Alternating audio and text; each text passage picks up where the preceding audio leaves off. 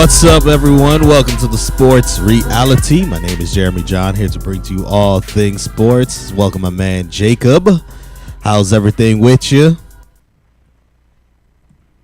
Oh man, it's good. Everything's good, man. How was the weekend, man?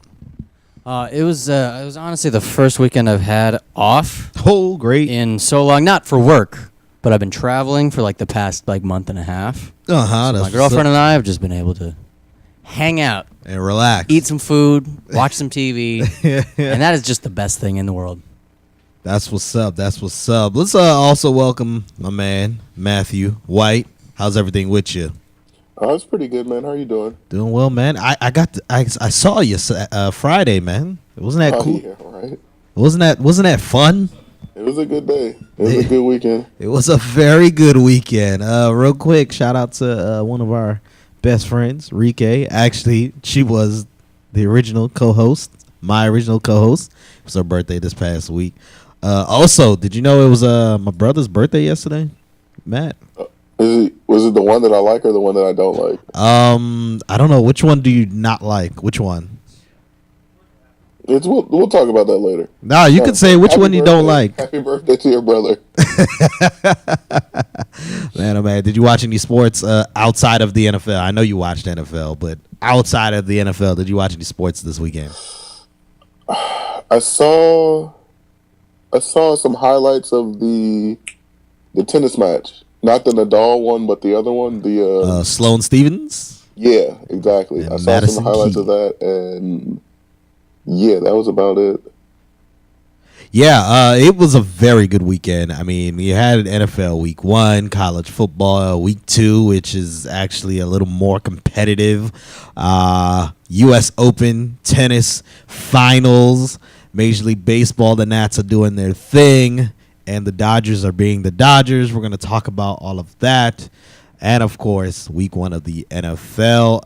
But let's start off with today in sports history. Today is September the 11th. Wow, September 11th. What was that? 15 or 16 years ago? Wow, yeah, it's been. We were in high school, bruh, when that happened, man. So let's just remember those who have been affected by this. It's changed life for everyone, forever in this country. So let's never forget this day. But September 11, 2017, and on this day in 1912, Eddie Collins of the Philadelphia Athletics stole 6 bases against the Detroit Tigers. 1926, the U.S. won its 7th consecutive Davis Cup. In 1943, the NHL approved the Hockey Hall of Fame. The official building for the Hall of Fame was not open until August 26, 1961, on the grounds of the Canadian National Exhibition. 1946, the Brooklyn Dodgers and the Cincinnati Reds played to a scoreless tie in 19 innings. Wow. How putrid is that? That you went Terrible. 19 innings and still no one scored a run. 1951, Florence Chadwick became the first woman to swim the English Channel in both directions. Matt, can you how far do you think you could swim? I think I could put up a decent. I could go pretty far. I don't know about the whole channel, but like half a channel, you know. I was the English Channel. Is it like 20 miles or something like that? Oh no, definitely not. Never mind. Nope. So Impossible. Oh, okay. So how long do you think you could swim, man? Because me, I could swim. I can't float. So then No, I could go for a decent while. Like a couple hours, maybe. Yeah, that's my problem. I could swim, and then my endurance is not that good. So once I stop, I'm just gonna sink. So, yeah. I need to go learn how to float. So I'm gonna take swimming classes again. 1956, Frank Robinson of the Cincinnati Reds tied a rookie record for most home runs in one season when he hit his 38th home run. Frank Robinson was that man, yo. He was pretty good. Pete Rose in 1985 achieved his hit number 4,192 to break the record held by Ty Cobb. In 1987, Howard Johnson of the New York Mets became the first National League infielder to hit 30 home runs and steal 30 bases in the same season. And in 1999, Brett Favre and Robert Brooks of the Green Bay Packers completed a 99-yard touchdown reception against the Chicago Bears to tie an NFL record. Let's start off with today. Not that. Let's start off with tennis. First on the women's side, Sloane Stephens, who was ranked. What was she ranked? Like, or 900 something in the world when it came very, very low. Which, by the way, I didn't realize she was ranked that low, yet people were kind of talking about her. Like, I had heard about her for several years, but when you're ranked that low, I don't know why are people talking about you when you're ranked that low? Like, do you know? She must be magical. Something is good about her.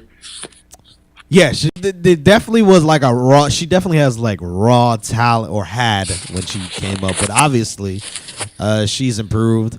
After last season when she got injured and did not participate in the U.S. Open, do you know what her record is since last year's U.S. Open? No clue. 15-2. So she's pretty good. 15-2. Pretty to very good. By the way, she defeated Madison Keys 6-3, 6-0 in straight sets. Madison Keys also an American. And it was the first time in years that we had on the women's side, or even the men's side too, that in a Grand Slam, there were 4 Americans in the semifinals. That's impressive. The question has been always asked, you know, is tennis dead? And now, of course, with the 4 American women's making it to the semifinals, the question was, is tennis back? But it's not dead in America. Say that again? It's not dead in America. I personally don't think tennis is dead. I just think we as arrogant Americans, as soon as an American is not in the tournament, we say we're not paying attention.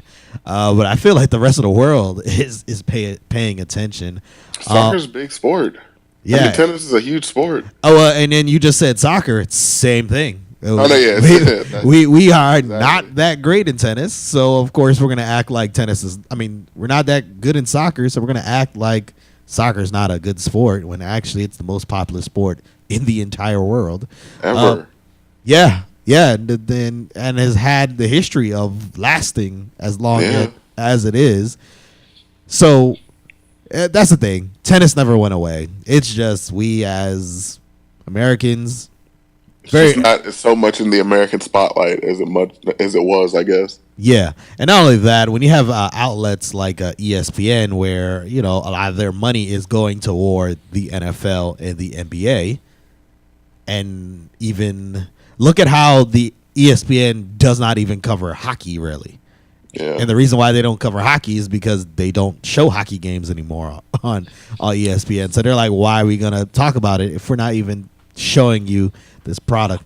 You know, it's kind of similar thing. Tennis is exciting on ESPN, of course, for the Grand Slams, but there's nothing else there. But tennis never went away. Tennis is tennis, one of the most popular sports in the world. However, of course, on the women's side, Serena Williams, you know, who by the way had a baby 2 or 3 weeks ago. Shout out to her. Yeah, congratulations. Of course, she was not in the tournament, so of course the buzz isn't there. But what the interesting thing about it is when Serena's not there, the tournament gets wide open. Oh no, anyone can win. And that's when it gets exciting. And of course, Venus made a run. She was in the semifinals. But she couldn't make it out. But yeah, with Serena not being there, that can kind of change some things. And then when we go to the men's side, Rafael Nadal wins his 16th Grand Slam, beating Kevin Anderson from South Africa in straight sets. Rafael Nadal, I'm going to be real, it's something about him that I don't really like about him, but I respect him. Is it his headband? Is it what?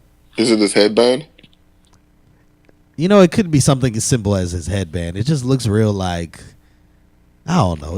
I don't know. It's not a likable person. He is definitely not to me. I mean, people love him, but I just don't really like him. I like Federer. Maybe because and also Federer rocks Jordan, so True. He's for the culture, my dude. Yeah. Certified. He's from like Switzerland, I think. But my man, I just like Federer. So of course the natural rivalry. If you're gonna like Federer, then you're probably gonna dislike Nadal. If you like Nadal, you're gonna dislike Federer. I like Federer. I respect Nadal. It's just something about Nadal that I don't really bang with. But hey, he's one of the greatest ever. He went through a slump, and people will say this, that he dominates on clay courts, which is his specialty.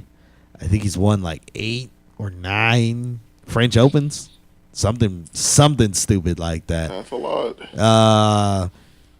Then he went through a little slump, and I was kind of happy because he was losing like early in some of these tournaments. Didn't he get injured a lot? And then he got injured. I didn't like that, but I was kind of like, he didn't win though, so you know. But yeah, Rafa Nadal, he is that dude. Won his straight sets over Kevin Anderson of South Africa. All right, let's go to college football real quick and just recap some of these top 25 scores. Number 11, Oklahoma State beat South Alabama 44-7. Alabama, number 1, beat Fresno State 41-10. And the Fresno State, let's be real, they're not an SEC team, but they're not horrible. Like, Fresno State puts out some NFL talent. Who's the last NFL talent that you remembered from Fresno State? You should know this. Is it somebody on the Vikings? Maybe there is someone on the Vikings, but I was just thinking about someone famous, popular right now. Somebody really what position? Quarterback. Fresno State quarterback. The next clue is gonna be too easy, so I'm just gonna answer the question. It's Derek Carr. Oh man! Hey, shout out to he had a good game yesterday. Yeah, he did. So yeah, Alabama. Yeah, they're Alabama. Fresno State. They're not slouches, but you know, Alabama did what they're supposed to do if you're gonna be the number 1 team in the country. 41-10 over the Fresno State Bulldogs. Oklahoma went into the Big House, or the Horseshoe. Sorry, not the Big House. The Horseshoe in Ohio. They visited Ohio State Buckeyes, beat them 31-16. Baker Mayfield, 386 yards, 3 touchdowns. Last year, Ohio State beat Oklahoma in Norman, Oklahoma. The Buckeyes sang their fight song after the game on the field, and the Oklahoma Sooners did not like that, so this year they came back for revenge. Baker Mayfield planted his OU flag on the 50-yard line. So this looks like it might be a little rivalry going on, because I think they are going to be playing every year now for a little bit. So might be a little nice rivalry that could go on in college football. JT Barrett, man, did you realize he's still in college? Mm-mm. I feel like he's been in college forever. But I assume this is his last year. To me, he's a fraudulent quarterback. I'm sorry. You know, he's fraudulent. He's not that good. He's definitely not an NFL caliber quarterback. Honestly, he should be one of those players that if he wants to play in the NFL, he better switch positions, because he's just not that good of a quarterback.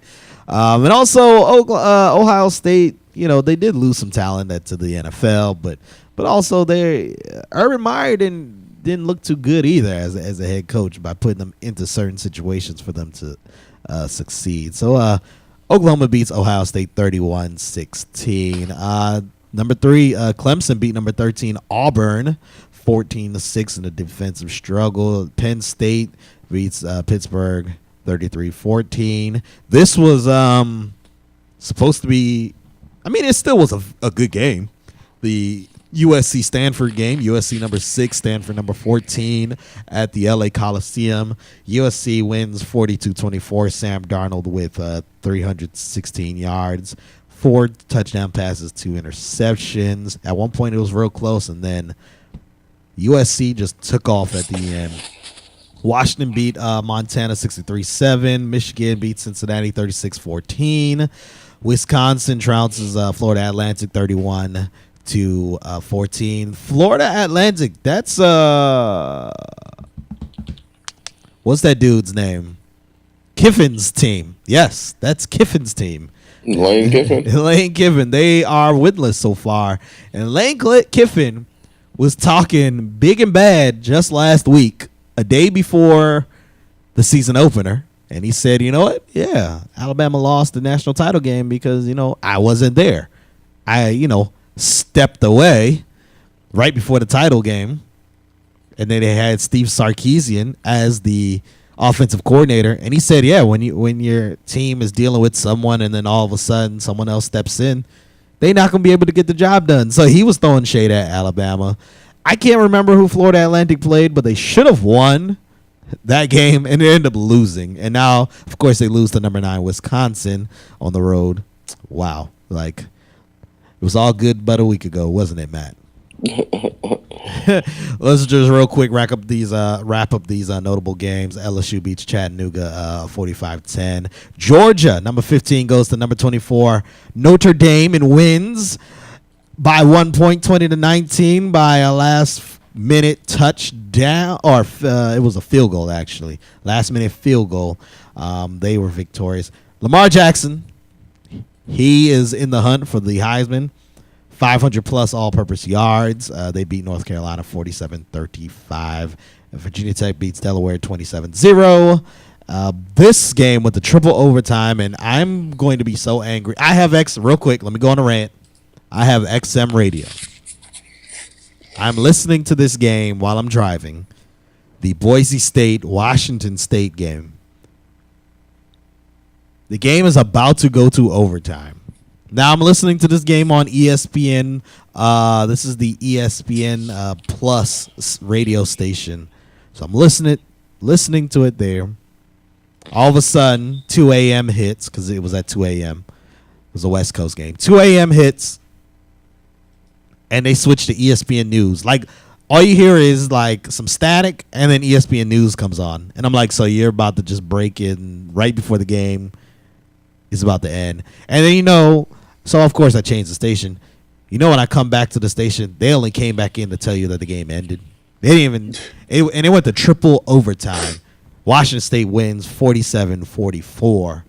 That was a pretty good game, probably the best game of the year so far. And Tennessee beats Indiana State. I didn't even know Indiana State had a football team. I knew they had a basketball team, and only because of Larry Bird. I didn't even know they had a football team. Tennessee beats them 42-7. Let's just go straight to Major League Baseball real quick, because I want to spend some time with the NFL. Week 1 is here. So let's go straight to Major League Baseball. The Nats wrapped up the NL East, and it is September 11th. Have about 20 more days left of the regular season. And honestly, there wasn't much fanfare for them winning the division. To me, that's a positive thing. What do you think about that? I think it's good and bad. It's good because, they wrapped up the division super early and they don't have to worry about it. But it's bad because there's no fans here. It's not that many. Fans don't care. That is a really good job that they did this whole season. They overcome a lot of injuries and they wrapped up division super early, but nobody seems to care. I guess some people expect it, and that's cool, but it's still a good thing. It's a great thing. And you bring up the injuries. Bryce Harper hasn't played in about a month. Yeah. Strasburg has been injured a couple times. Scherzer was injured a few times. Trey Turner was out for a while. And then, of course, Jason Worth was out for 3 months. That's the one I was definitely thinking about. And now he came back not too long ago, right? Yeah, came back last week. And now, everyone's back except Bryce Harper, and the team is still doing what they do. Like I said, it's September 11th, and the division is wrapped up. I think it's good that there wasn't much, hype that the organization put out, because usually, they show the team spraying champagne and, partying it up when they wrap it up. But I think after last year and just not winning a series yet, this team has not won a playoff series, I think the goal is, look, we try and make it to the World Series, and this team can actually do something. And now when you look at the LA Dodgers, who were, remember the stats about the Dodgers? That they were like 50 games above 500, which, by the way, I want to, statistically, do you know that's not possible? Being like mathematically wise, real quick, you can't be 50 games above 500 because you have 50 more wins than losses. You understand what I'm saying? Yeah. Because obviously, anyways, I'll talk to you off air about that. But basically, it's a terrible thing, statistics that people put up. Maybe when I have a longer time, I can, maybe when we do our segment of annoying sports sayings or things, we could bring that up. But anyways, the Dodgers were up 50 games above 500, and now they have lost like 10 of the last 11 games. They can't seem to do anything. Clayton Kershaw's not looking that great. Looks like they're coming back to the mean. And the Nationals have just been consistent. They've been consistent all year. The Dodgers were on a hot streak from literally beginning of the year to about July, and now August really, and now into September they're definitely slumping. They're not looking too good. I'm going to repeat my prediction before the year, and it's on the bulletin board here. Nats and Astros in the World Series, and it's quite possible. Definitely quite possible. Other news in baseball, the Red Sox have been stealing signs from the Yankees by using technology, as in an Apple Watch. You want to hear the shadiness right here? Absolutely. Yeah, so there's someone who will be in the outfield with an Apple Watch, who will then, of course, look at the signs on the field, will then communicate to an equipment manager in the dugout through an Apple Watch, and then they will tell the coach what's about to happen. That's crazy. So the Yankees got wind of it. They filed a counterclaim and said, not the Yankees. The Yankees filed a complaint because the Red Sox were doing it. The Red Sox filed a counterclaim and said that the Yes Network, which is the network that produces the Yankees games, that they had a camera constantly fixed on the Red Sox bench coach at all times. So, of course, the camera was on the bench coach doing his signals at all times. So they have some dirtiness going on. Major League Baseball hasn't come out and said what's about to happen. I think both teams need to be fined somehow by draft picks and money, just to set a precedent that, look, y'all really can't be using technology to be cheating. Of course, stealing signs, it's one of those things where it's not illegal. It's just not, it's frowned upon, like counting cards. Yeah. But when you start using technology to then do these things, yeah, bro, you can't do that. You can't do that, man. But so, Major League Baseball needs to come down hard on those guys. Also, other news, Giancarlo Stanton. How many home runs does this guy have? How many home runs does Giancarlo Stanton have, Matt? I think it's something 45. Ridiculous, like 58 or something like that. Oh, man. 54, sorry. I think that's what. A ton. Yes, 54. Whew. 54 home runs. And like I said, we still got about 20 days left in this season. He might get to 60. He might even get to 62. And he's referenced. He's aiming for 62 because to him, 62 home run record is the real home run record, not 73. Throwing shade to McGuire, Sosa, and Barry Bonds for their PED use. Man, if the Marlins didn't have him, my goodness. They're already not an attraction. When the drugs were legal in baseball. They're already not attractive team, but man, the Giancarlo Stanton is that dude. All right, spent all day trying to wrap things up. We're going to the NFL right now. Week 1, almost in the books. And we're going to get to some of the scores real quick, and then we are going to get to the big news. Let's start off with the Thursday night game. Chiefs stun the Patriots 42-27. Steelers squeak out a win against the Browns 21-18. The Lions scored 20 points in the fourth quarter to win 35-23 over the Cardinals. The Jaguars stunned the Texans in Houston 29-7. Raiders on the road beat the Titans 26-16. Eagles finally beat the Redskins. First victory against the Redskins in 6 attempts, 30-17. Ravens shut out the Bengals 20-0. Falcons squeak out a win against the Bears 23-17 on the road. This was probably the worst game of the week. Jets Bills. I don't even know if there was enough coverage on that. They probably didn't even have high definition cameras at that game, because they're like, this is a worthless game. We're not putting it out. Look, I brought that up to somebody real quick.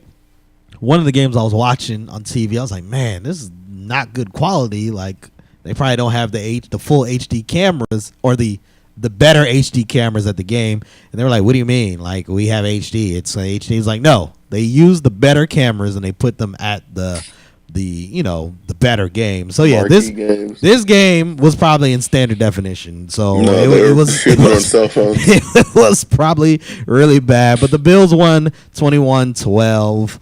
Rams. The Rams just like my man Harold Laws of BLK Sports 980 would say, they stopped the mud hole in the Colts 46-9.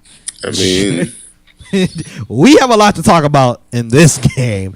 Packers, they have a good game. Well, it was a defensive struggle. Yeah, 17-9 against the Seahawks. We'll get into some other things that happened during that game. Cam Newton bounced back from the injury and the rehab with a 23-3 victory over the 49ers. And my boys beat the Giants 19-3. We will get more into that. Let's start off first with the big news of the week. Ezekiel Elliott, starting with last Tuesday, because we last did our show last Monday. Tuesday, word was supposed to come down that if Ezekiel Elliott, if his appeal was upheld, or what's the correct terminology, if he pretty much won his appeal, and the independent arbitrator ruled that, you know what, the NFL was still in. They did everything accordingly to the or what he saw accordingly to the evidence and the rules of the NFL. So he ruled that, you know what, Ezekiel Elliott does have to serve his 6-game suspension for alleged domestic violence. However, the decision was made after 6 p.m. Tuesday, which is after hours, meaning that he was still allowed to play week 1, because basically he practiced on Tuesday. Pretty much. The NFL week starts on Tuesday. The business week starts on Tuesday. So for you to serve a suspension, word has to come down by Tuesday, by the end of business on Tuesday. And it was not. So they said, look, you're going to be suspended for 6 games, but because this decision wasn't made until after that time, you're going to be able to play week 1. So regardless, Ezekiel Elliott was going to play week 1 against the Giants. Giants fans are in their feelings because they're like, we got to deal with Ezekiel Elliott. Of course, Cowboys fans, and me one of them, I'm like, well, he'll play week 1 and we need him because it is a division rival. So we definitely want him. Well, before that, Zeke and his team and the NFLPA decided, look, we're going to file for a temporary restraining order against the suspension ahead of this, and we're going to have a judge from the Eastern Texas District oversee this. That judge ruled Friday afternoon and decided that, you know what, the NFL did not do their due diligence. They did some shady activity.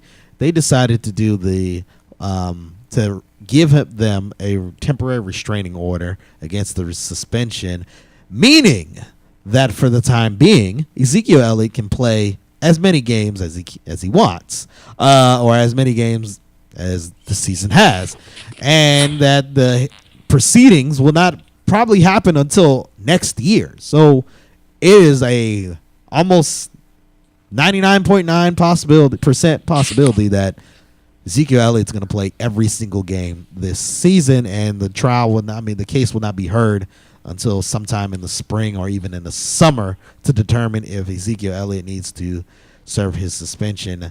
What are your thoughts on that, Matt? Should he have been giving a temporary restraining order?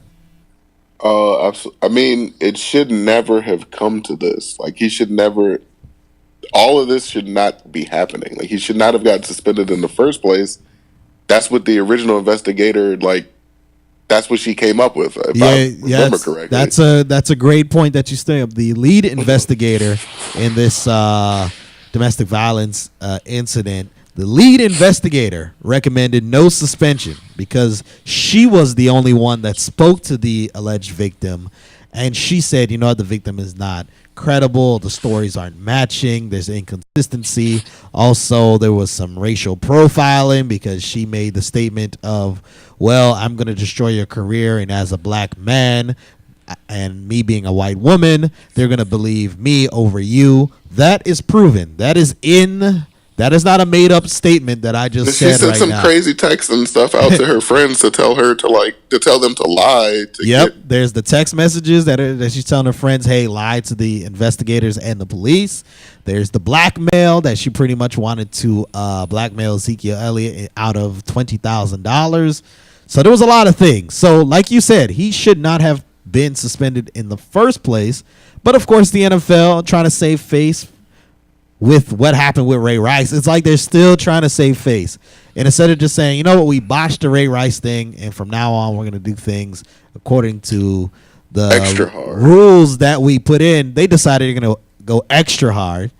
It's suspended for 6 games. And by the way, as a Dallas Cowboys fan, if the NFL had came out and said, look, our lead investigator said you didn't, the lead investigator recommended no suspension for domestic violence.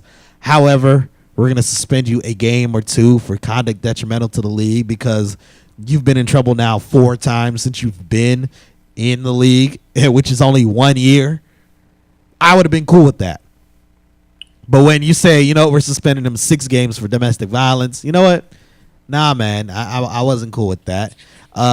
And of course, the NFLPA, when they saw what happened and they heard what the lead investigator said, they realized, look, this ain't fair. So of course they put a request for a temporary restraining order out there, and they win. So now Zeke is playing all season, and then it's a great segue to the next topic. Odell Beckham Jr. still hasn't really practiced since his ankle injury in the preseason. He was a no-go last night. And look how bad the Giants played. They look terrible. I'm happy because I'm a Cowboys fan that we won 19-3. It was a relatively stress-free game. There wasn't times where I was sitting there like, oh my gosh, what's about to happen? Because that's what happens in Giants and Cowboys games. That they're just real intense. It goes to the very end. It was pretty much a win from beginning to end for the Cowboys. However, Odell Beckham Jr. did not play, and I honestly think he is that good. That he is a difference maker. He's ridiculous. The Cowboys defense actually looked good. They actually looked good. And that defense historically is pretty bad. Last year they were number 1 against the run, but 26 against the pass, and that's what killed us. But Eli Manning did not look good. Sterling Shepard, when you're looking at him to be your second best receiver, and even Brandon Marshall at this time to be your number 1, it's not the same. When Odell Beckham's out there, those guys can be comfortable in their roles, and their running game is trash. Offensive line is trash. Now, the Giants' defense, my goodness. How impressive is their defense? They're pretty good. Their D-line is back to is good. They are really good. They made Zeke Elliott, who had over 100 yards rushing, but they made him work for that. That was a hard to earn every single yard. That was probably one of the hardest 100 yards he's had in his short career so far.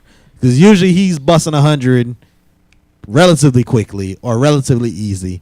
That was a hard 100. I also like the competition between Janoris Jenkins and Dez Bryant. Dez Bryant only had like 2 receptions, but they were like hard. Like he puts him on the island a lot. Yeah, and that competition was good.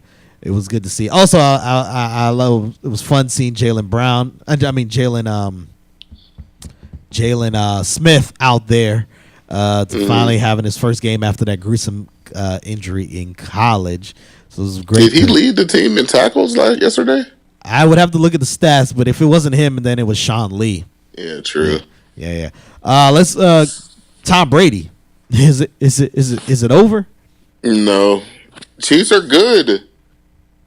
Like the Chiefs have had a good offense, like realistically, for like the past 5 years, a decent amount of times. They've had a good running back for 2 decades. And they just put it on. They put it on the Patriots. Like they had a rookie that went for 200 yards and 3 touchdowns. Yep, Kareem Hunt. Yeah. By the way, they had Tyreek Hill went off. Yep. Patriots defense might not be what it's supposed to be, and Tom Brady he doesn't have Edelman doesn't have his safety blanket, and Gronk could not get going, so they looked about right for a team that couldn't get the fire on all cylinders. You make a great point about the Chiefs having a good offense. Chiefs offense is good. Like Alex Smith does not get as much respect as he should. Well, he is a good quarterback. Let me say this. Alex Smith finally, when I say finally, Alex Smith might have had his best game of his career on Thursday. He's good.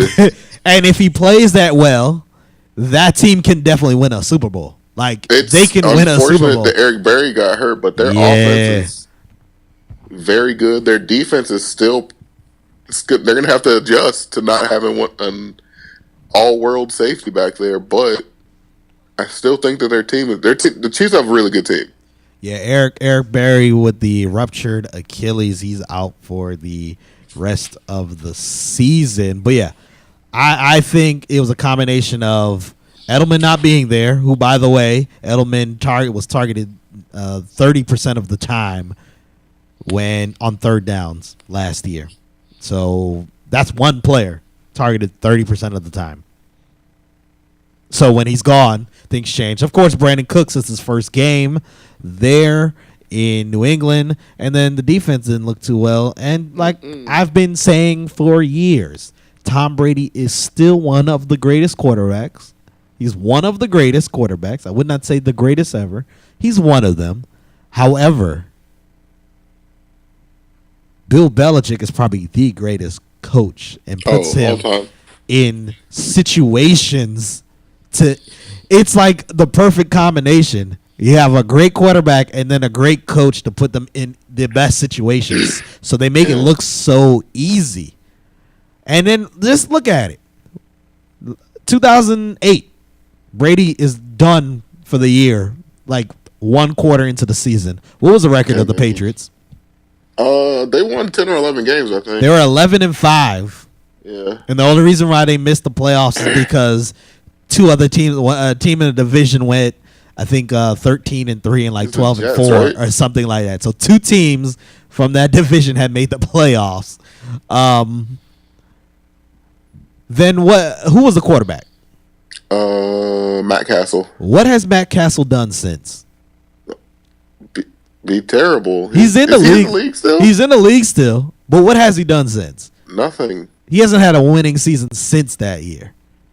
Brian Hoyer, what has he done since he left the Patriots? Except bounce from team to team. Yeah, that's it. Jimmy Garoppolo.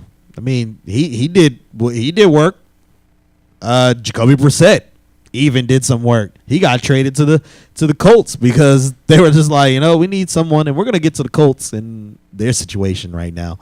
But yeah, Tom Brady is a great quarterback, but he's also been with one of the greatest coaches ever, and I'd probably say the greatest head coach in the NFL.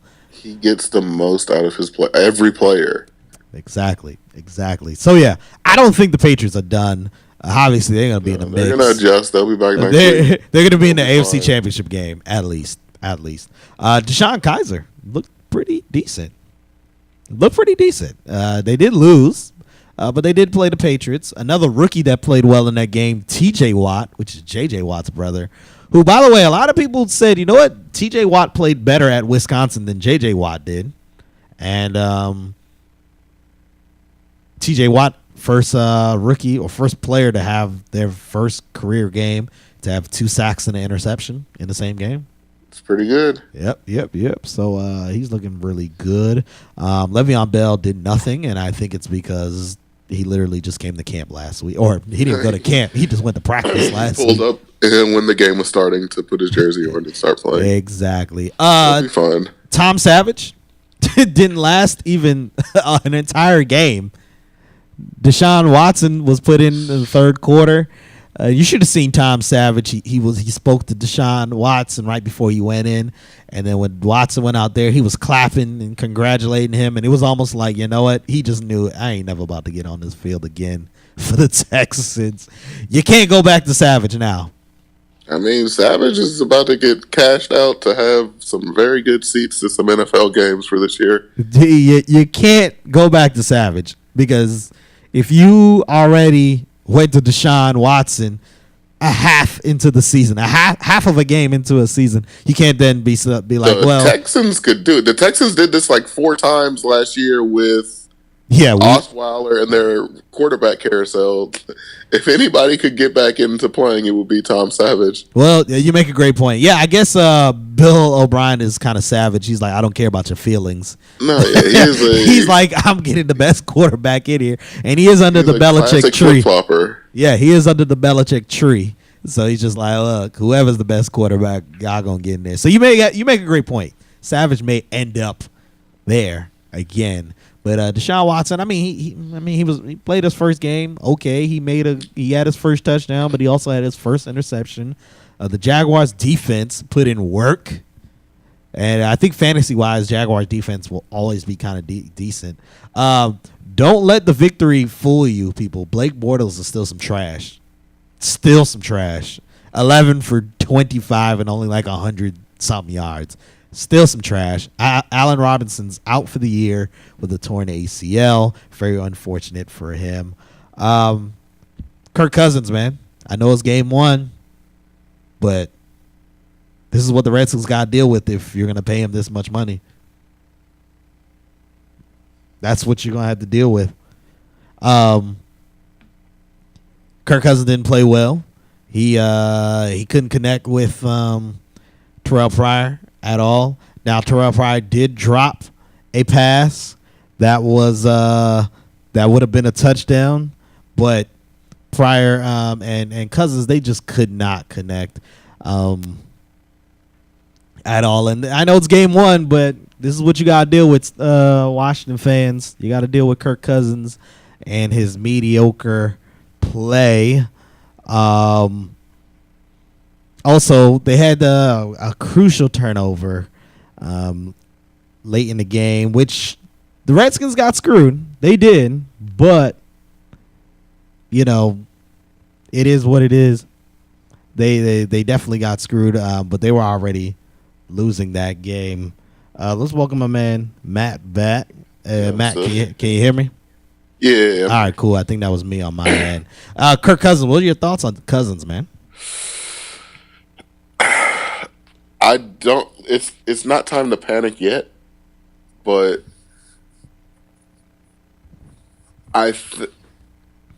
they're gonna need to. Terrell Pryor and Kirk Cousins have to get on the same page. Extremely fast. Like, they need to do whatever it takes to, be able to hook up downfield, because Terrell Pryor is a massive downfield threat, and like the Redskins are going to need that, and they need Jordan Reed to be 100% healthy. Like, he has a broken toe or something right now. Yeah, they need him to be healthy, and they need Crowder to just be fine. Like, just be consistent, be good. Like, just be what I think Jamison Crowder can be. And I think the offense will be fine. Like, I think the passing will open up the running. Like, a lot of teams are running to open up the passing, but I think the Redskins need to be the other way. And once their offense is clicking, I think that they should have a pretty good offense. I'm not panic. Well, of course I'm not a Washington fan, but I wouldn't say it's time to panic. I think it's just more like you knew what you're getting. This is just what you're going to get with Kirk Cousins. Now, of course, like I mentioned while you were off the line, him and Pryor couldn't get on the same page. But I feel like even if him and Pryor do then get on the same page, there'll be another issue like Jordan Reed not being healthy for 16 games. I think that is definitely going to – I hope that it isn't, but I feel like that could definitely be a big Jordan Reed problem, like his just health concerns. And then like I was mentioning earlier in here, it would have been great if, Pierre Garçon and Deshaun Jackson, stayed with the Washington team. And they said, you know what? We don't mind, not cashing out because we're going to be here and we might actually win. But, they dipped. It would have been great if you just had Pierre, Deshaun, and Pryor. Oh, no. That would have been... Oof. And money-wise, it was it was possible if they were able to, if the players themselves were willing to not ask for much. Now, of course, when you now have to pay Kirk Cousins what you have to pay him because of the franchise tag, I mean, a lot of that goes to him. So this is my thing. Cousins isn't going to really win you 8 games. He himself is not going to win you 8 games. A lot of good quarterbacks like Rodgers and Brady, they themselves will at least win you 8 games, like by themselves. Like the rest of the team could be trash, and they will win you 8 games, and then you have another 8 games to try and make it up to make the playoffs. Kirk Cousins himself is not winning at least 8 games. So when you have to pay him that much money, I understand it's the franchise tag, but when you have to pay him that much, then it takes away from other talented players, and this is what you get. Colts, they're not playing. Andrew Luck looks like he's going to be out not just for this week, but for several weeks, according to Jason Lockenfor of CBS Sports. Scott Tolzien threw 2 pick sixes. Yeah. And after the game, Chuck Pagano said that they got beat by the 49ers. There we go. Yeah, but the problem was they didn't play the 49ers. Did not play the Rams. They played the Los Angeles Rams. And I'm not even trying to be disrespectful. I'm not even trying to be funny. Like, this is a serious question that I'm asking about Chuck Pagano. Serious question. And it might rub some people the wrong way when I ask the question because they may not know the ins and out of Chuck Pagano's coaching stint in Indianapolis. But I'm going to ask this question anyway. If Chuck Pagano did not battle cancer, do you think he would have lasted this long in Indianapolis? Nah. No, I don't think so. I don't think so either. He, of course, battled the cancer, and he won. And I think that gave people the past, you know what? He's battling a lot on his own, personal issues. Football isn't as big as his health. And I think he's been granted a pass the last few years. And that team should not be as bad as they are. They're terrible. Their defense is terrible. Their defense is bad, and he was supposed to be this defensive guru. That's why he was hired. Their defense is trash. A while. And their offensive line is garbage. So that's why Andrew Luck is getting hurt so often. He went for an outpatient procedure in January. And homeboy hasn't thrown a football yet. We're in September. Hasn't thrown a football yet. And that brings me to my next question. If you're the medical staff or the GM, president of player operations, knowing what you know about Andrew Luck and knowing what we knew about Scott Tolzien and his college career at Wisconsin and his brief experience in the NFL, why is Scott Tolzien the starting quarterback? Jeremy, I cannot answer that question. And then I'm gonna ask another question. You telling me Colin Kaepernick couldn't at least? Oh, Colin Kaepernick can throw two pick sixes and look better than Tolzien. You can't tell me, knowing that your star quarterback's going to be out for several weeks, that you're not going to at least even call Kaepernick and figure out what's happening. So that's when, I mean, we've known it. We've been talking about it. We knew this was never about football. It was never about football. It was about a player, putting out his views about a segment of the population that is not respected. So, it's just crazy that, you knew he was going to be out for a minute. The best quarterback that is on the market that can win, that can at least do something for half a season at least. Colin Kaepernick took a team to the Super Bowl.